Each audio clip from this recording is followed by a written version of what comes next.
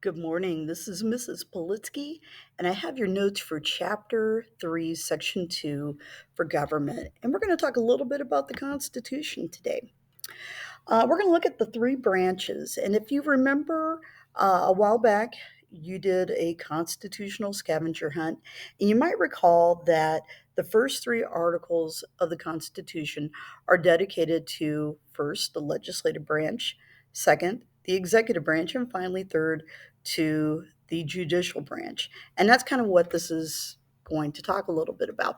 So, when we talk about powers that are given to the legislative branch, we have economic powers, such as to levy taxes or to regulate commerce. Commerce is like business, to borrow or coin money. So when the government needs to borrow money to keep it operating, the legislative branch is the one that is going to do that.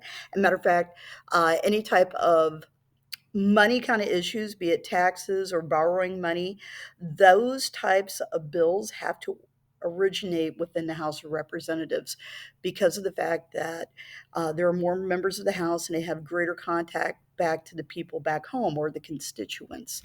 And then finally, punishing counterfeiting. This idea that there are always people out there trying to figure out a way to make money or to financially maybe launder money. And it's the idea that the legislative branch is going to take care of that and determine the penalties. There's also defense powers. This is the power to declare war. A president can ask for a declaration of war, but the president does not have the sole power to declare war. That lies within our members of Congress. As far as other defense kind of items, even though it doesn't necessarily seem like a defense thing, but our legislative branch can establish post offices. That might mean adding post offices or decommissioning post offices if certain communities, if their population falls and it's not warranted.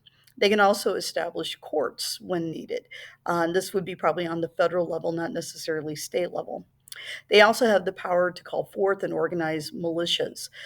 Calling forth meaning that they can ask Congress, or Congress can ask the states for assistance from their National Guard and organize them possibly for deployment overseas.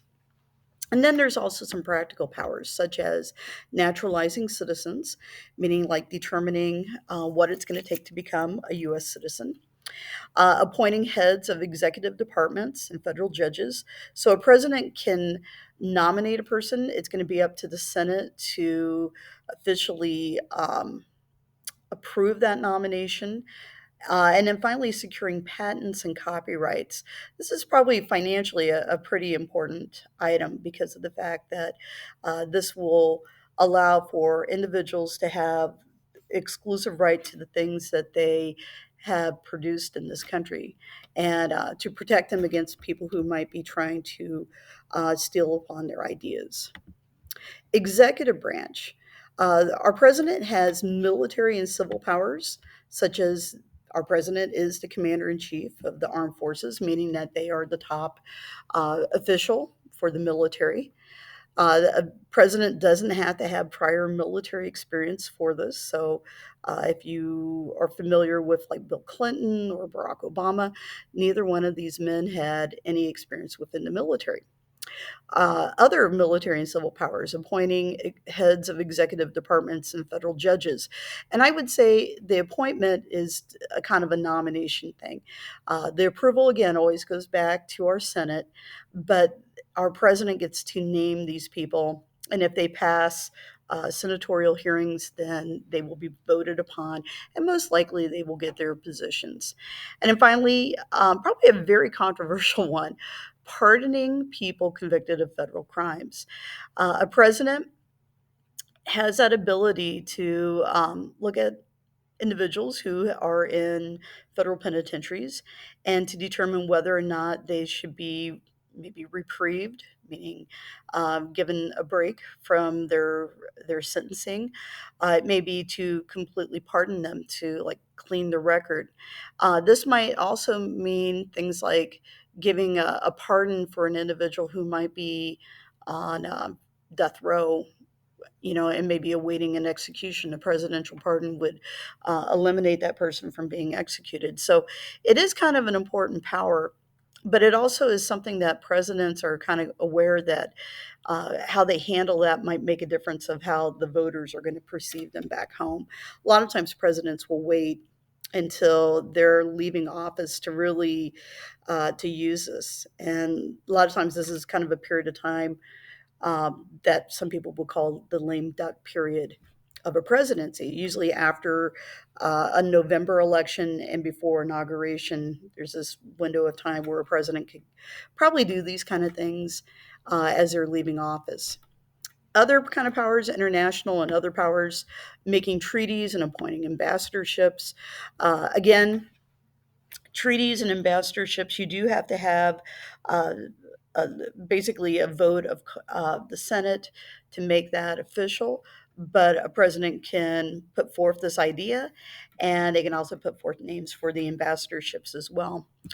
Another power that we don't necessarily hear a lot about, but it does happen occasionally, is the power that the president has to call Congress into a special session when necessary and to ensure that the laws of Congress are passed that are faithfully executed. When we talk about special sessions, usually this is something that is occurring maybe when Congress is typically out of session, either their summer break or when they go on their winter holiday. President might call them into session if there's like a money issue that's involved, or if there's like a real serious issue facing the nation, be it with maybe a crisis overseas that might require Congress to maybe approve of sending troops overseas. But the last part, faithfully executing the laws, that's really the main responsibility of the president. Congress will, write laws and they will pass what they can, but it's up to the president to make sure that those things are executed and signing those bills into law. When we talk about the third branch, the judicial branch, basically we're just going to talk about a couple divisions of that. And we'll talk more about the judiciary later in this year, but we have our federal courts, which would include the federal district courts and your courts of appeal, and then also your Supreme Court. When we look at the states, they have kind of the same thing. We have a district court that might represent a county or a cluster of counties. You have a state court of appeals. You also have a state Supreme Court. All those kind of things work together. All right. Some different powers. When we talk about the Constitution, we have what we call express powers.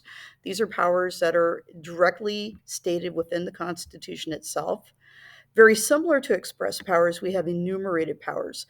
It's another name for express powers, but this is where we're going to start seeing the numbering.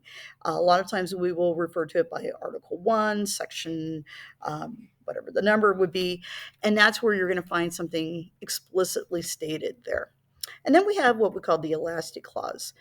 This is kind of like the rubber band of our document here. This gives Congress the right to make all laws that are necessary and proper to carry out the powers expressed in the other clauses of Article 1. In other words, this kind of allows Congress to do what they need to do. All right, thank you very much.